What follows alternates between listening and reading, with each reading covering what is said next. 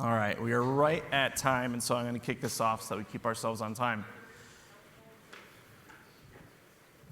Awesome. Thanks for coming to this session here today. We really appreciate it. My name is Chris Munns. I'm currently a Principal Developer Advocate for Serverless at AWS. I'm going to be joined on stage here a little bit later by Samya Sopal from Centrica to talk about their journey to moving applications to serverless. Again, this is ENT314-R1. So this is the one repeat that we have at this session this week. Again, this is the future of enterprise applications is serverless. Again, Chris Munns, I lead developer advocacy for serverless at AWS. So I'm part of the Lambda and API Gateway and Step Functions and App Repo and SAM team. Super exciting day for us in our organization today. We were so excited that Werner did so much talking about this topic. And so, unfortunately, we build these decks a little bit ahead of time of knowing what Werner's going to talk about. And I'm really upset that he stole so much of my content. And so I'll talk to him about that later, maybe. But so why are we here today, right? So serverless, super hot topic. There's a reason that Werner spent half of his keynote this morning, if you got a chance to see it, talking about serverless, bringing up awesome companies like Fender to talk about their journey to serverless. And so, again, this is not a little bit of a small topic or a bubble that's going to come and go. This is, we believe, the future of application design and where we see our customers taking this tech. Now, Werner did this a little bit in his talk today in kind of taking a step back and looking at how, at least at AWS, we've thought about building up our technology over the years. He went so far back as to, I think, 2004 and talked about a major outage that we had. But I want to set the context even a little further back than that. So Amazon was founded back in 1994. And up till about 2001, we looked like most enterprises still do today. We were monolithic organizations such as development, and operations, and testing, and security, and DBAs. And we had a monolithic product. So pretty much everything that you did on Amazon.com back then was part of this large single monolithic application. And most of it was actually written in Perl. And right about 2001 is when we started to go through a pretty massive transformation in how we thought about building our product and organization and organizing our people. And so you heard my friend talk today about how S3 is 200 plus microservices just for S3 behind the scenes. But we started this journey back in 2002 of decomposing Amazon.com and then eventually building up the rest of our businesses such as AWS in this model. And so today inside of Amazon, there are many thousands of microservices that power everything from Alexa to the technology that powers Kindle applications to the technology that handles our advertising business. So microservices is how we think about building applications. The second is how we organize ourselves. And so at Amazon, we use this concept called two pizza teams. Essentially what it means is that any team that's working on any problem could easily potentially be fed by two pizzas. I like to joke that maybe after a couple of rounds on a Friday night, you might challenge yourself to be a two pizza person. But reality is it means about 6 to 10 people working on a team. And so that team will own some number of microservices, some component of an overall product. And this is how we've operated for most of the last, I would say, 16 to 17 years now.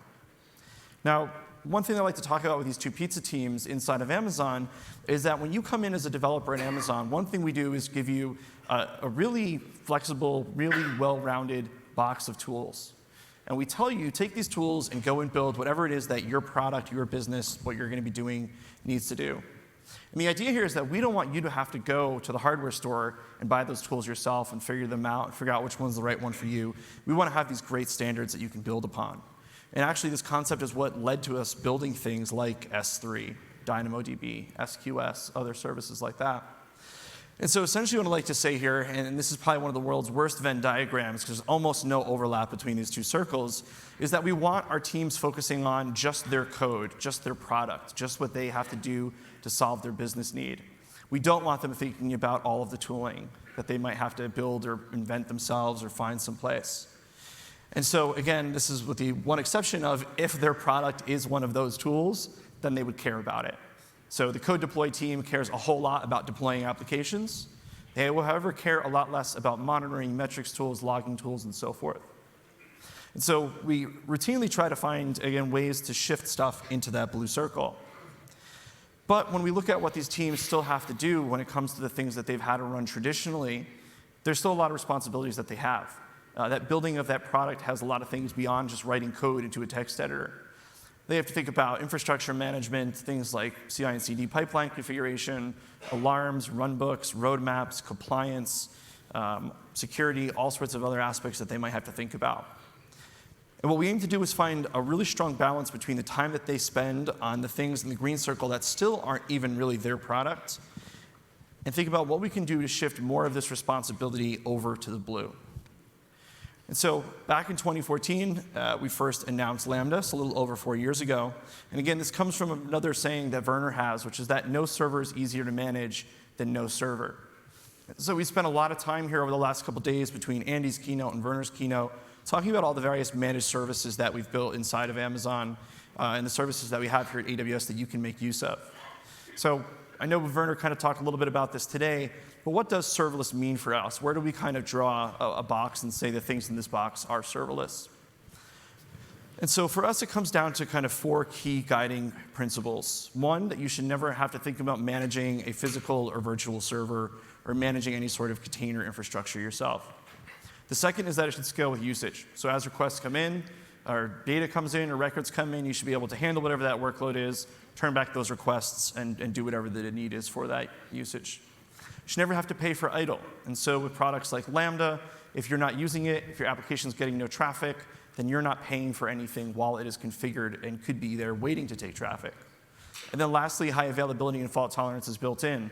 Werner talked a lot today about how we have regions. Inside of regions are availability zones. And then inside of availability zones, we practice an architectural pattern called cell-based architecture, where even inside of those AZs, we chop them down further and further and think about making sure that anything that could happen inside of an AZ has a reduced blast radius of impact. And so again, for anything that has to be, or that we consider serverless, it needs to meet these 4 criteria. Now, that's nice from a technical standpoint, but what does it mean from a business outcome standpoint? And it was great, again, to hear today from folks from Fender and NAB coming up and talking about what serverless has done for them.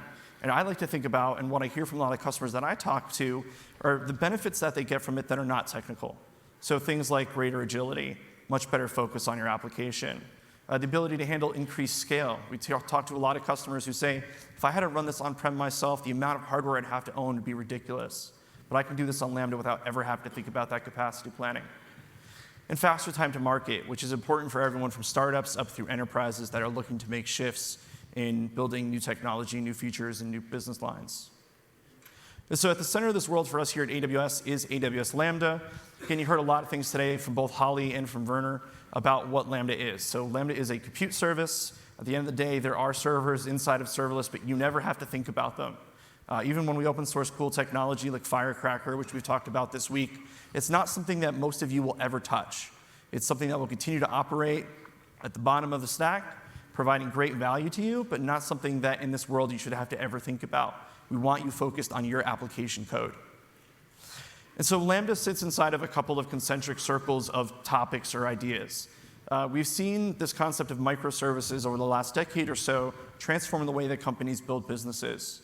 Microservices have lent themselves to this concept called event-driven compute, where you can look at the various interactions between components, both those that are user-driven and those that are internally service-driven, and find ways of treating those as individual events that can be tracked, routed, shipped, et cetera, differently than you would think of in more traditional applications.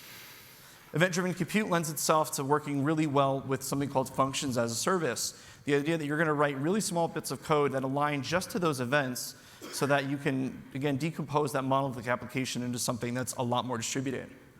And so in the center of the space sits a serverless functions as a service offering, which is what Lambda is. Again, it meets those 4 criteria that I talked about before, of you not having to manage any infrastructure, hardware, operating systems, et cetera.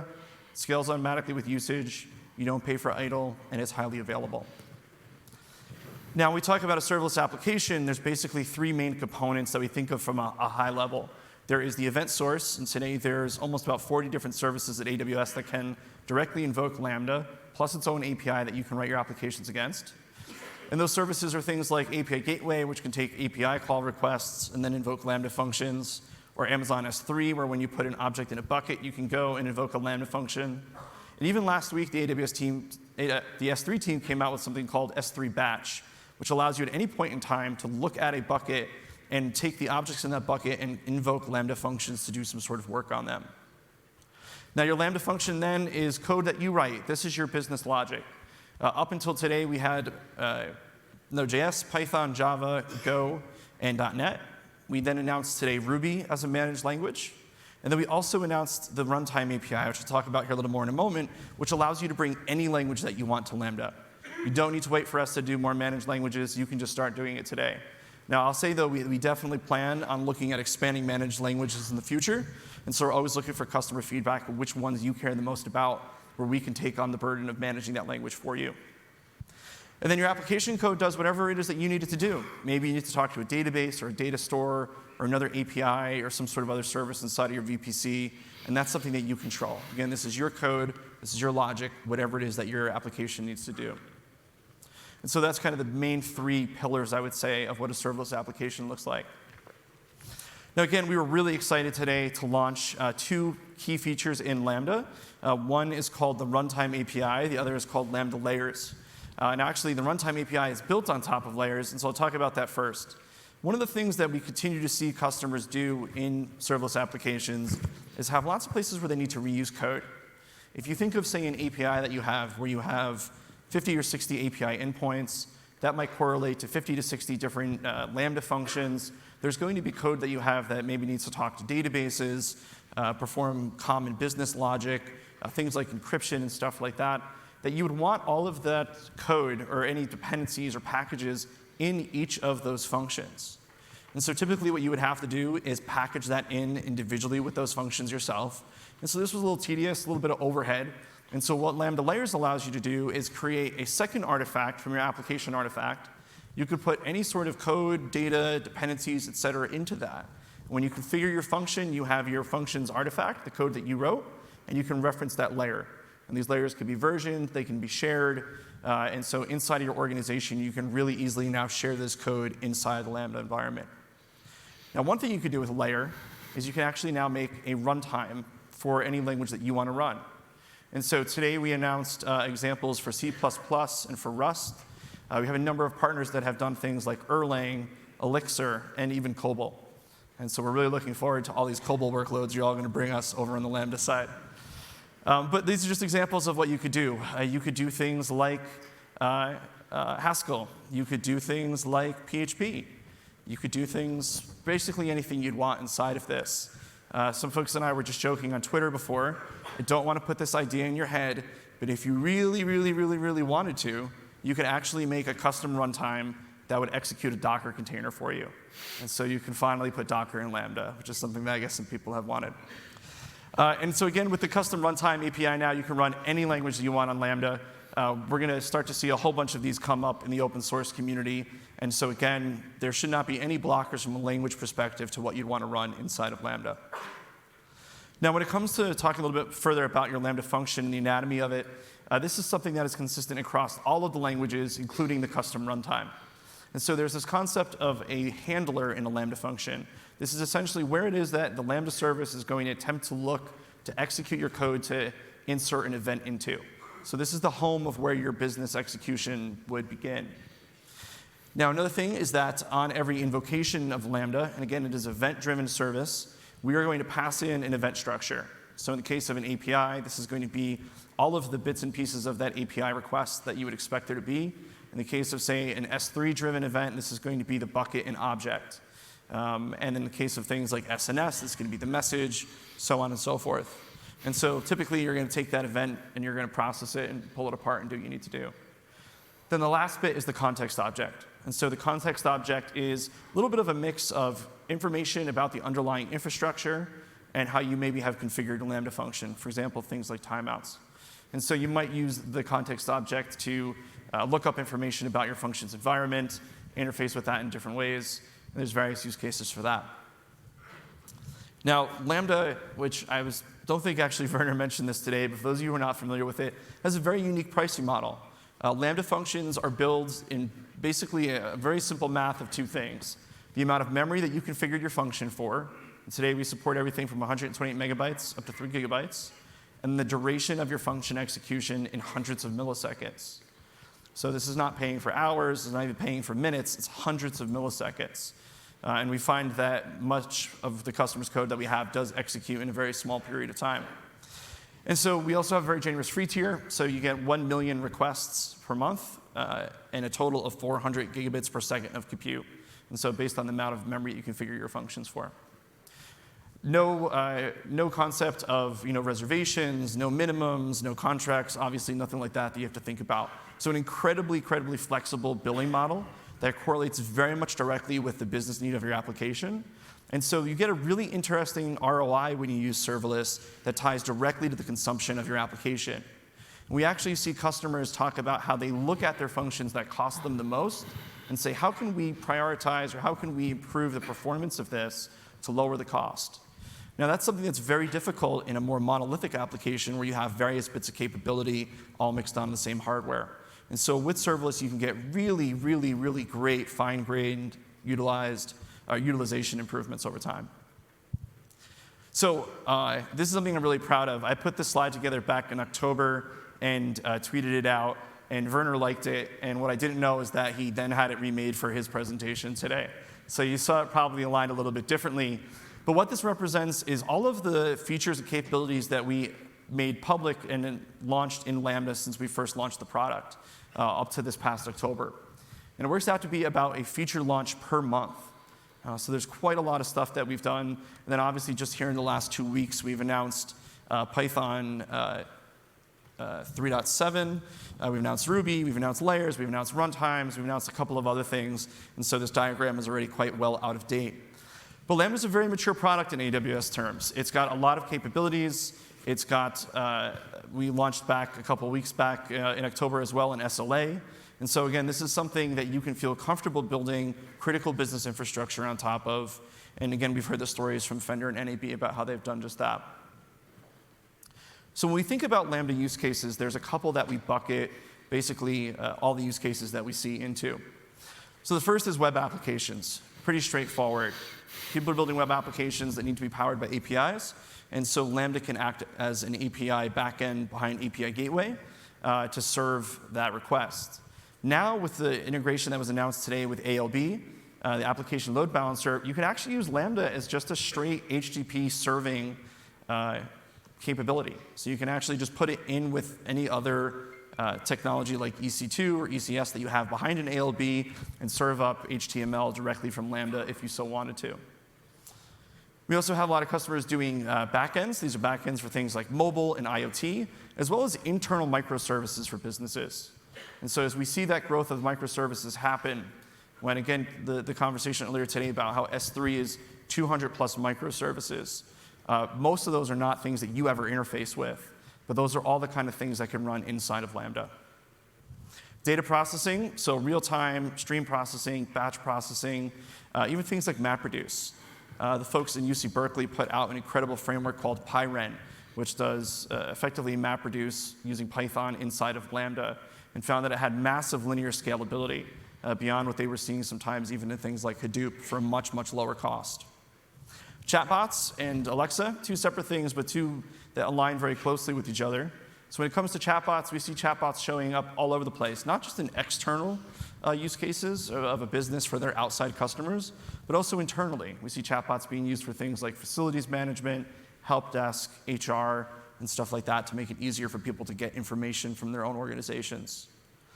Alexa, if you happen to have an Alexa-capable device at home and you ask our good friend Alexa to do something, or ask her a question, there's a good chance that the way that she responds is by invoking a Lambda function that powers the Alexa skill that you're invoking at that time. And so the Alexa team says that Lambda is the best platform for creating Alexa skills, and we see many people do that. It's actually a really fun kind of weekend hack project if you ever want to take one on. And then lastly, IT automation. And this is where most people kind of start to dip their toes into working with serverless and building serverless applications. So today, across the various services that we have in our developer and management tools suite, almost all of them have a way to invoke Lambda for some sort of custom logic.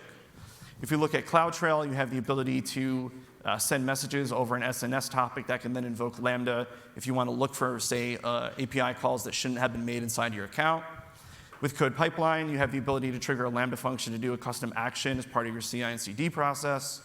With Code Commit, you can have a post-commit trigger that is a Lambda function that could perform, say, code inspection, linting, or looking for secrets that were stored inside your code by mistake.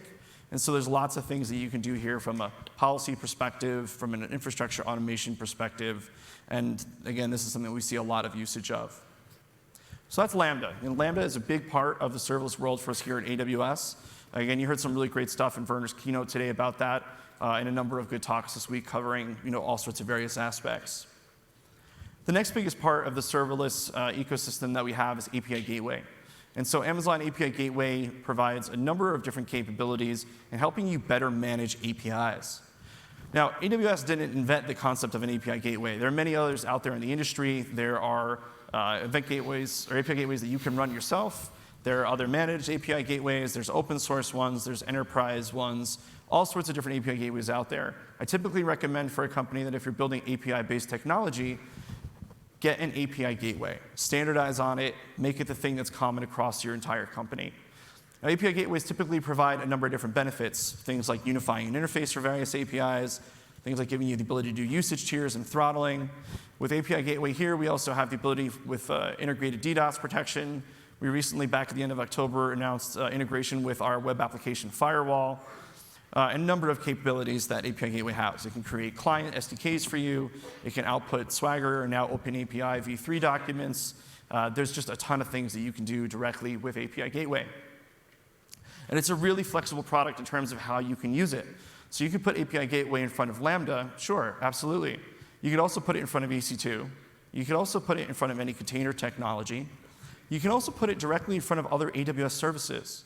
So imagine you had a mobile application that just needed to get some data in and out of DynamoDB, a very basic CRUD interface, if you will, so create, read, update, and delete. You could actually map API Gateway directly in front of DynamoDB and then expose that out to your mobile clients via an API. The other thing you can do with API Gateway is you can actually put it in front of any HTTP or HTTPS endpoint on the internet, including ones that are running inside of your data center, inside of someone else's data center, or anywhere else that it might be. And then lastly, you also have the ability for you to do this in a private sense. So you can run API Gateway inside of your VPC and connect it to backends that are running inside your VPC or over a VPN tunnel back to your own data centers as well. And so you have the ability now to expose APIs through various bits internally and externally, and again, in front of pretty much any HTTP or HTTPS endpoint that you could think of. Now, today we just pre-announced that WebSockets is coming soon. This is really exciting. This is something that's been really heavily requested from the API Gateway team. And we find that a lot of companies are looking to build much more real-time interactive web applications. There's definitely a thought that people are looking for the application that you don't have to click a refresh button on or swipe down on a mobile application to get it to reload something. You want a push-based real-time application. And so with WebSockets, you get that capability. Again, what's great is that you don't have to manage any of the infrastructure. So API Gateway is a serverless service. All the benefits that you have of it being completely managed for you are there. And again, you pay based on usage with API Gateway. And so when you're not using it, even if it's configured and it's just sitting there, then you're not paying for it. So that's API Gateway. Now, another interesting thing that we see in the API space is a growing shift to something called GraphQL. Now, GraphQL was first open source and released by Facebook a couple of years ago, but it also itself has gone through a very rapid growth over the last couple of years. Starbucks, for example, powers their mobile application with GraphQL. And their mobile application is one of the most heavily used mobile applications in the United States for doing money transactions at their stores. Now, one thing that's really interesting about GraphQL is how it aims to simplify the experience of writing client-driven API interfaces. And so if you can think of some of the most even basic examples of where I need to get data that comes from multiple API endpoints and aggregate it in a way into an interface, I might have to make a number of traditional REST-based calls. First, I need to get posts. Then maybe I need to pull out post info, get titles, get authors, get some stats, and eventually I get comments on a post. And that allows me to draw out a full UI of the data that I have. What GraphQL does, in a sense, is act as an aggregator of the ability for you to request data from predefined models, such that you can request various different attributes from different data models, different data stores, and the GraphQL backend will pull that all together for you and make it available. And so your client can just make one call and then get all that information back. And so here at AWS, we have a product called AWS AppSync. It provides a GraphQL interface back to a number of different backend technologies, including Dynamo, Elasticsearch. You can use Lambda for custom logic. You can also now put it in front of Aurora Serverless. via the data API that we also announced about 2 weeks ago. And so really flexible product. There's a lot of things you can do with it. It also supports a push-based model with something they call subscriptions. And again, it's part of the serverless family in that you don't have to run any servers to make this work for you. And so common pattern that we see in, again, talking about application architectures is the architecture of a serverless web application. And we're seeing more and more and more companies move to this and replacing the traditional N-tier application architecture that you would have seen in the past.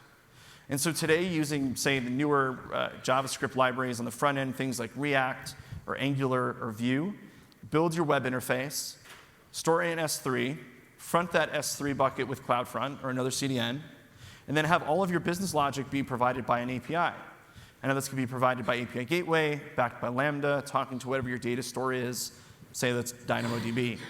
So in this situation, you could have massive scale, have the ability to have your application automatically scale up and down for you, and only pay for use. Now imagine you're an enterprise. Most enterprises I talk to have dozens, if not hundreds, of very basic applications that sometimes look like a web interface in front of an Excel sheet worth of data. The thing is, you run those servers 24/7. Even if your office is only really active, say, 9 to 5, 5 days a week. In this serverless world, you would save a typically pretty incredible amount of money by moving to this and not having infrastructure sitting around idle even when it's not used. With GraphQL and AppSync, basically you would replace the API gateway and then have the ability for AppSync to either talk directly to your data backend or to Lambda or to whatever other interface you had. Again, your front-end content could continue to live in S3 and be powered by CloudFront. So really common architectural pattern. We see it growing more and more and more and more. I think that this right here is the future of the majority of what the industry is going to be building applications for over the next decade. Now, there are other patterns. There are patterns that lend themselves, again, to data processing, to real-time event processing, to all sorts of other things that we see companies doing. Basic example, you have an object that gets uploaded to an S3 bucket. This object could be an image, a video file, an audio file, a document that needs translation, a document that needs to be checked for certain text. And so that object, once put into the S3 bucket, can then invoke a Lambda function. That Lambda function then can go and, say, interface with a service like Comprehend or Translate or any other service that it needs to. With SNS, so SNS, Simple Notification Service, is often used for service-to-service communication. You can have it now directly invoke a Lambda function for you, again, thereby simplifying that common architectural pattern. SQS, Simple Queue Service, you can have tons of messages thrown into an SQS queue, have Lambda pull them out and do whatever work that needs to do based on that message in a very, very, very high scale. And so this is a little bit of trivia here, but SQS was the first service that AWS ever announced back in, I believe, 2004. Other service architectures, and I forgot here, that purple arrow got a little screwed up at some point here. It should be pointing at the Kinesis data stream. But with Kinesis data streams, the ability for you to do massive amounts of ingest, terabits per second of data. You see this being very common in things like log aggregation, click tracking, sensor data, stock market data, all sorts of places where you're getting lots of data points, and you could have Lambda invoked in near real time on that data. And so we see all sorts of various use cases in drawing things like near real time dashboards, again, doing analytics, or even checking for things like fraud or, say, a badly behaving device in an IoT sense.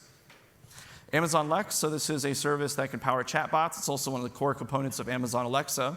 When you're having a conversation with a chatbot, at some point you usually want it to execute or do something for you. And so in this case, the fulfillment of that chatbot could be done by a Lambda function. And then lastly, so I'm a former operations person. I spent the first large chunk of my career in data centers, wiring things up, managing Linux servers. And one thing that I used to have to do quite a lot of was manage cron jobs. Now, how many of you in here manage some cron jobs? Quite a few, I bet. So this is a really simple, basic example. But with CloudWatch events, you have the ability to create scheduled events that can invoke a Lambda function. Now, that Lambda function can do, again, anything that you'd want it to do. One cool use case, though, is have the Lambda function invoke something called the run command. And so run command is an agent that you can install on servers. And so you could basically replace any sort of cron system that you have with CloudWatch events and with Lambda, and potentially with things like the run command from the System Manager tool suite. and be able to do anything that you want without having to manage any cron servers yourself. So pretty simple solution. Now, the last bit of the serverless family that I'll talk about here today is AWS Step Functions. And so one key best practice that we have with Lambda and with the design of Lambda applications is to not put workflow logic inside your code. So one thing that's very common is that you have a Lambda function that needs to talk to another API-based service, and things fail sometimes. And so you want to have proper retry and failure handling for making those calls. And so potentially you call an API and it fails or it times out, and so you do a retry, or maybe you do an exponential backoff and retry. Maybe do that for a while. You pay for all of that duration of that function, potentially sleeping and waiting to reinvoke or retry that function call. The other thing we'll often see people doing is chaining Lambda functions together. So a Lambda function gets some data back. It says, OK, do I go down path A or path B? Let me invoke that Lambda function, so on, so on, and so on. But if it's somewhere in that process one of those Lambda functions fails, then you could have a really difficult time reconstructing that workflow logic inside of it. And so Step Functions basically removes the need for you to do this. So you can use Step Functions to model out really sophisticated business workflows.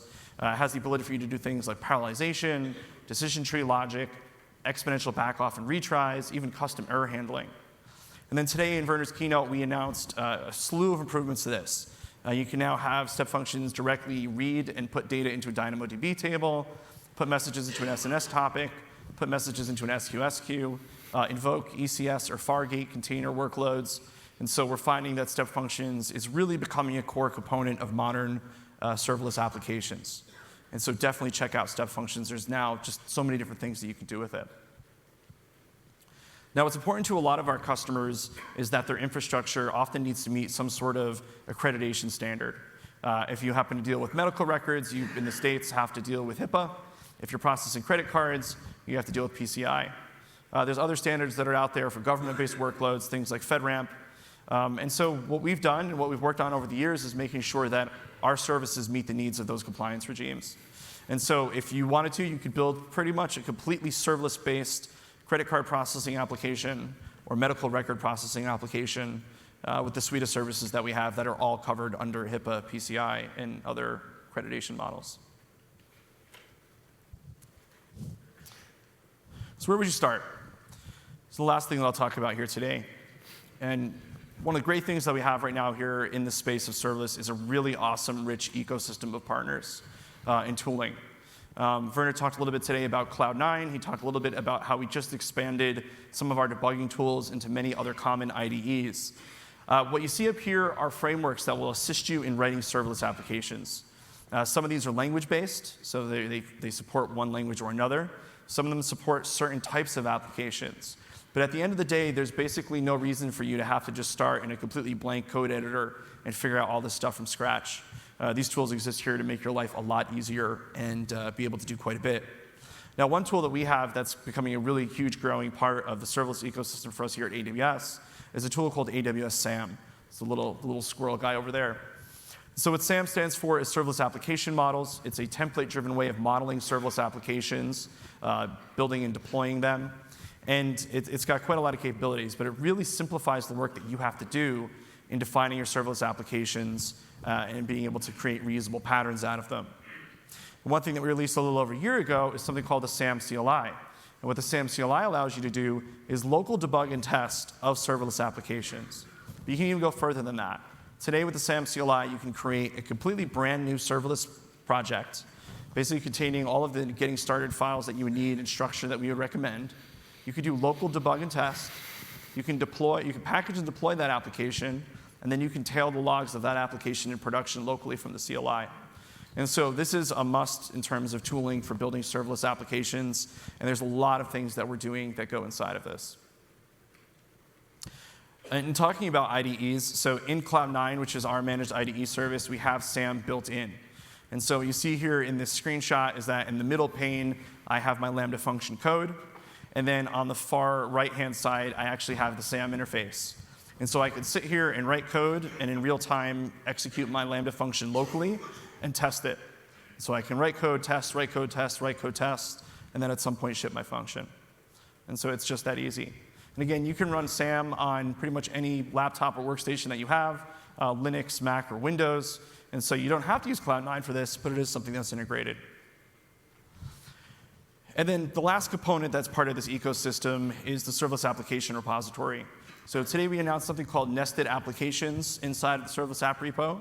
What this allows you to do, and again, going back and talking about the repeatable patterns that we see customers do. What you could do with serverless app repo is you can consume or publish either publicly or privately applications that can then be reused in multiple different ways. And so an example of this is that I could have a API gateway Lambda authorizer, so something that provides authorization capabilities for my API, that I would typically plug into an API gateway.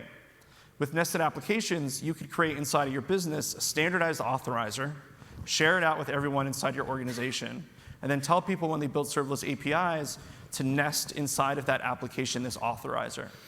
And so those teams won't have to manage that, or they won't have to know how that authorizer necessarily works or how it was written. They can just consume it. And so there's a couple hundred apps inside the app repo today. Lots of great ways for you to learn about various different application architectures. Inside of app repo, we support step functions, APIs, queues, topics, all sorts of things. And so you can pretty much find an example of an application that you're probably thinking about writing already there today. So that's our view into the serverless technologies and tools that we have. But now what I'd really love to do is bring up a customer to talk about their experience. And so I'd like to invite Soumya on stage from Centrica to talk about their journey from a very traditional stack up to a serverless application. So thank you, Soumya. Thank you, Chris.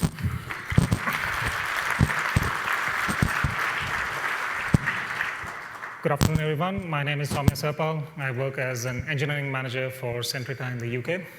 And I'll be sharing with you the experience of our serverless journey with AWS.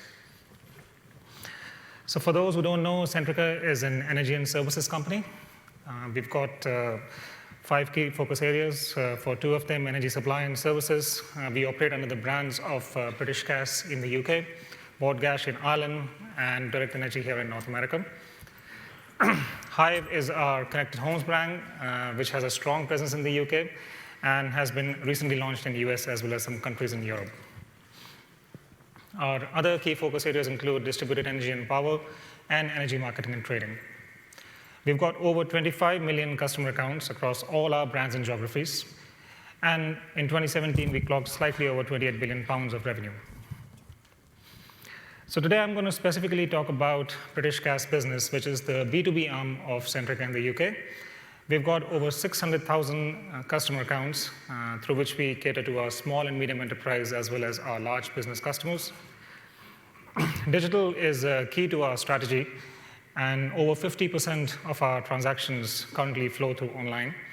Our website is a sales and self-serve portal, which allows our customers to get a quote online, buy energy online, and then once they are on supply, then they can register for an online account and then manage their energy account holdings online, which involves submitting their reads, viewing their bills, making payments. And we also have some static informational content on our website. And as a strategy, we want to push more and more transactions online in order to provide better customer experience to our users, as well as drive down our costs. But until a couple of years ago, our architecture didn't really support that. It was mainly because it looked something like this. A big monolith, 3-tier Java application, very hard to change, a lot of tight coupling between different components on the server side, especially between presentation tier and business logic, which meant that even the smallest of changes that we made on any part of the website required a comprehensive round of testing. Anything to do with infrastructure monitoring, upgrades, or maintenance was really slow and expensive. And if we had to introduce any new components, that was really difficult as well. And finally, in terms of our release cycles, the best we could manage was monthly releases, and our cycle time easily ran into months, sometimes even quarters. So a question comes to mind as to how did we end up with this monolith? Well, we believe that the answer lies in Conway's law, which states that any organization generally designs a system which reflects its communication structure. So in our case, our website was built and evolved on a series of long-running site-wide projects.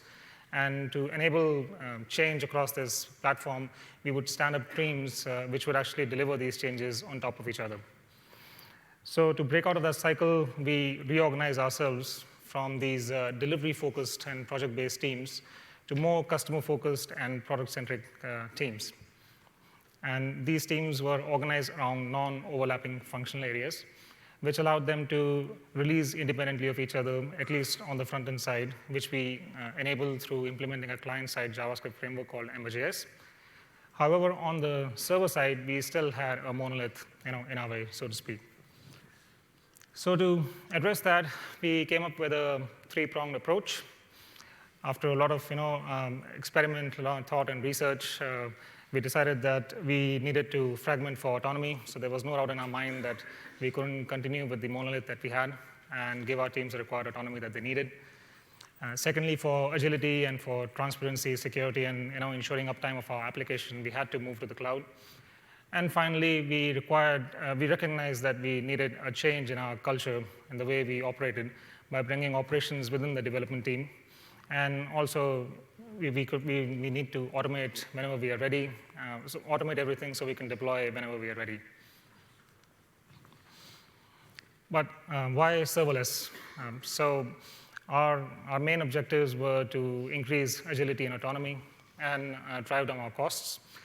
And that's why we ruled out lifting and shifting our monolith to any version of the cloud, because even though it might have helped us with a bit of cost reduction, but it wouldn't have given us the required agility and autonomy that we were looking for.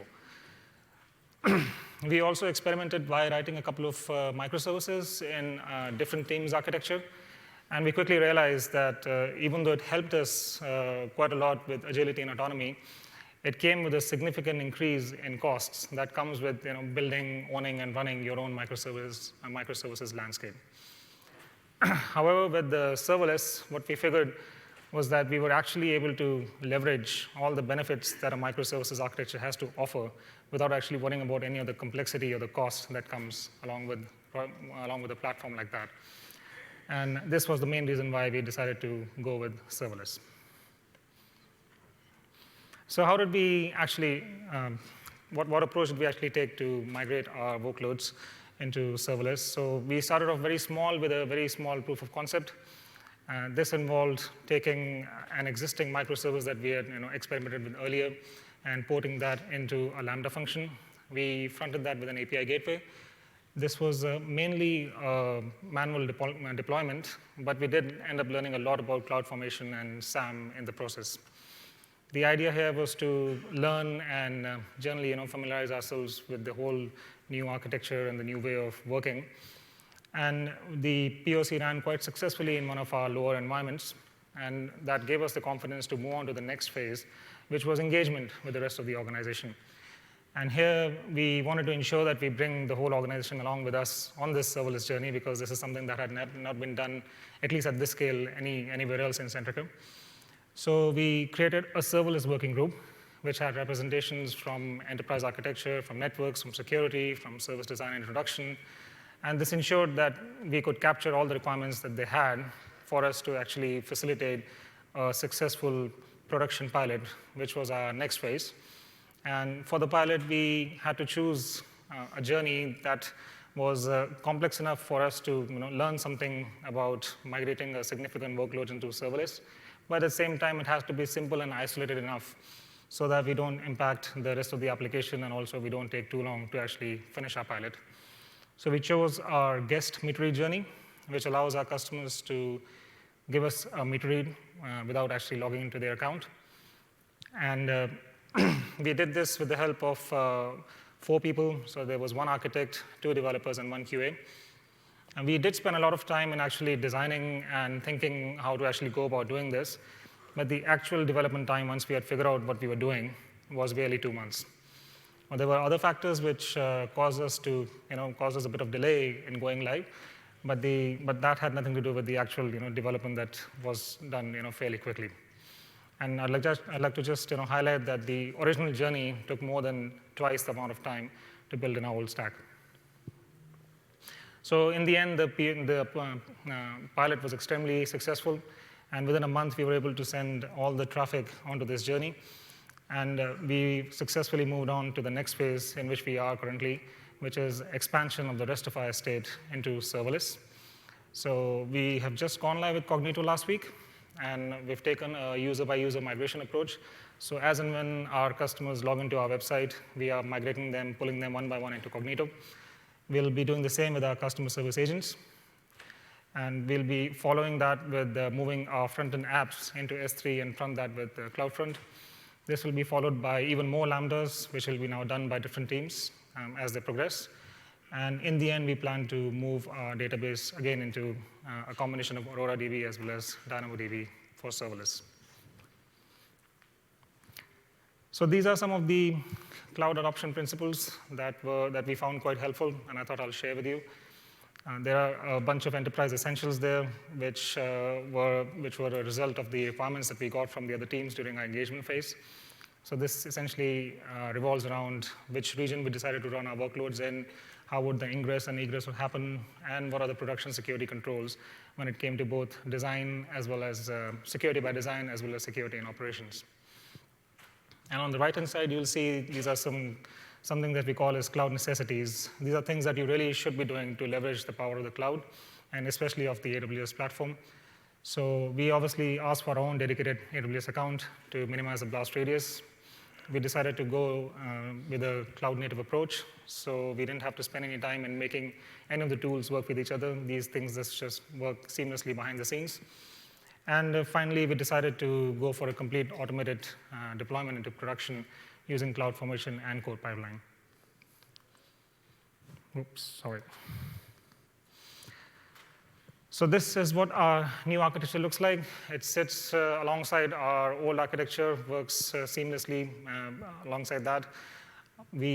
Our apps make API calls from the browser, which are forwarded by our enterprise WAF to an Amazon API gateway.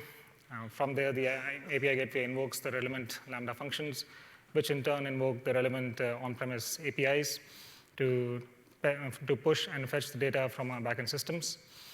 We use S3 and SES for storing our email templates and sending our emails. And we use SNS for Lambda-to-Lambda communication. Our dev tools include Code Commit as our Git repo, where we use Code Build for building it.